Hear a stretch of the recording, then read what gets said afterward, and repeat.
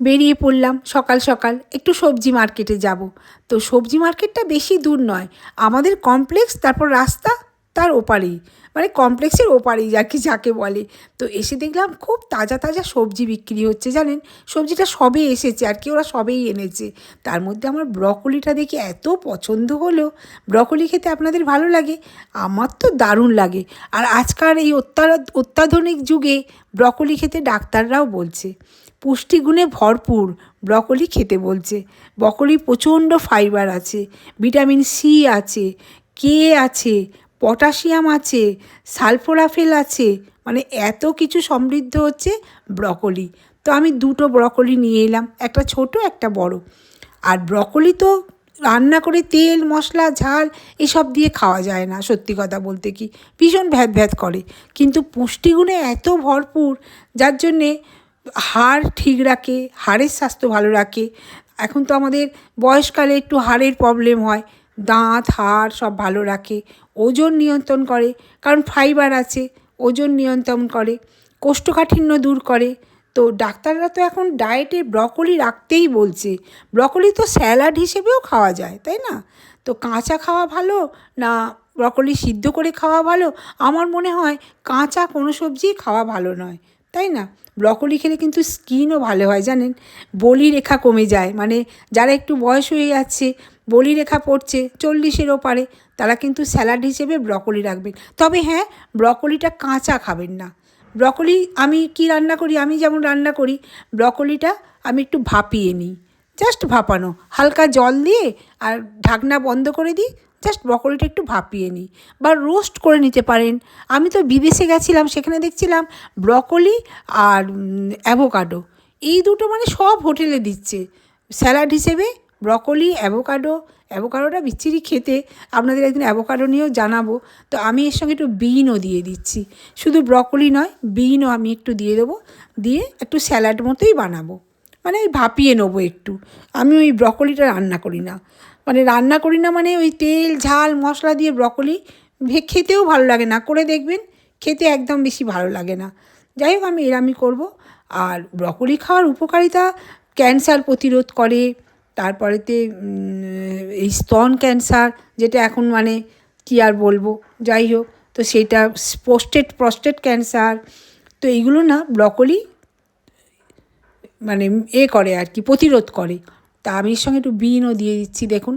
আপনারা কি ব্রকলি রান্না করে খান, মানে রান্নার মধ্যে দেন? রান্নার মধ্যে দেবেন না, বেশি তেল মশলা ঝাল তো খাওয়া ঠিক নয়। একটু ভাপিয়ে নিলেন, একটু রোস্ট করে খেলেন, সেটাই সবচেয়ে বেশি উপকারী। আমি আবার কি করি, তাওয়ার মধ্যে একটু ক্যাপসিকাম, তাওয়া মানে কড়াই ডিপ ফ্রাই নয়, হালকা তাওয়ার মধ্যে তাওয়া ফ্রাই করে নিই, একটু ক্যাপসিকাম, একটু টমেটো, একটু ব্রকলি, কয়েকটা বিন, কয়েকটা কড়াইশুঁটি দিয়ে স্যালাড খেতেও তো দারুণ লাগে, বলুন।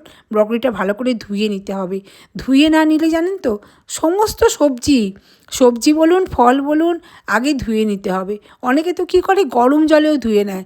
আমি আর গরম জলে ধুলাম না, একটু ভালো করে, একদম সবে তাজা সবজিটা এনেছি তো, আর রং টঙও দেওয়া ছিল না, ভালো করে দেখে নিয়েছি।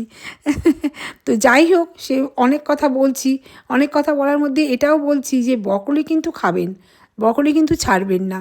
ব্রকলি এখন শরীরের জন্যে সমস্ত নিউট্রিশিয়ানরা, ডায়েটিশিয়ানরা ব্রকলি খেতে বলছে। একটা টাইমে স্যালাড করে খাবেন, স্যালাড দিয়ে খাবেন আর কি ব্রকলি। বেশি খাওয়া, দেখুন, বেশি খাওয়া কিন্তু কোনো কিছুই উচিত নয়, তাই না? বেশি খেলে এমনও হতে পারে যে হজমে সমস্যা হতে পারে, হতেই পারে হজমের সমস্যা, পেট ব্যথা হতে পারে। তারপরে সবচেয়ে বড় কথা হচ্ছে ভিটামিন কে আছে এতে। তো যারা ওই রক্ত পাতলা করার ওষুধ খান, তারা কিন্তু এই ব্রকলিটা খাবেন না। খাবেন না মানে কম খাবেন, ক্ষতিকর হতে পারে, তাই জন্য কম খাবেন। ভিটামিন কে তো রক্ত পাতলা করার ওষুধ যারা খায়, তাদের ভিটামিন কে খাওয়া উচিত নয়। তারপর আরেকটা জিনিসও হতে পারে অবশ্য, ব্রকলি বেশি খেলে, কাঁচা, আপনারা সিদ্ধ করে খান কিছু হবে না, থাইরয়েডের সমস্যা হতে পারে।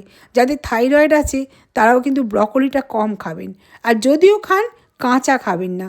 কাঁচা সবজি অনেকে খায়, আমার কিন্তু একদম ভালো লাগে না, জানেন, একটুও ভালো লাগে না কাঁচা সবজি। আর একটা জিনিসও, যাদের কিডনির সমস্যা আছে তারাও কিন্তু অতিরিক্ত পরিমাণ খাবেন না।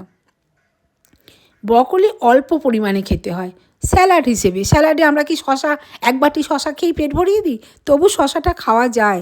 তাও শশাও কিন্তু অতটা ভালো নয় বেশি খাওয়া।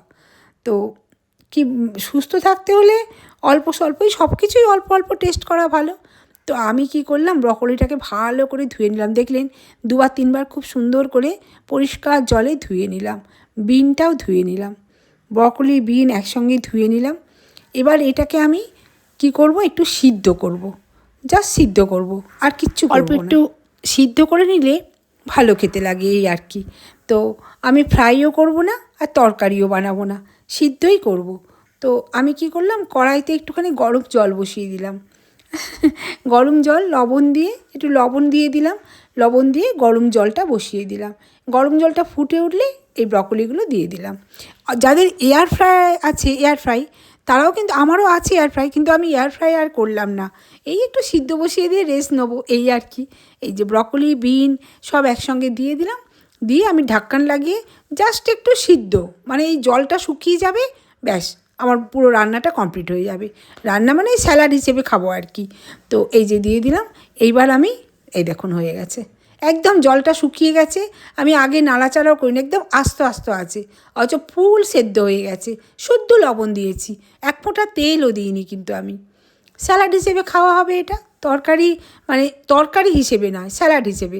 এটা আমি 3বার ধরে খাবো আর কি, সবাই মিলে।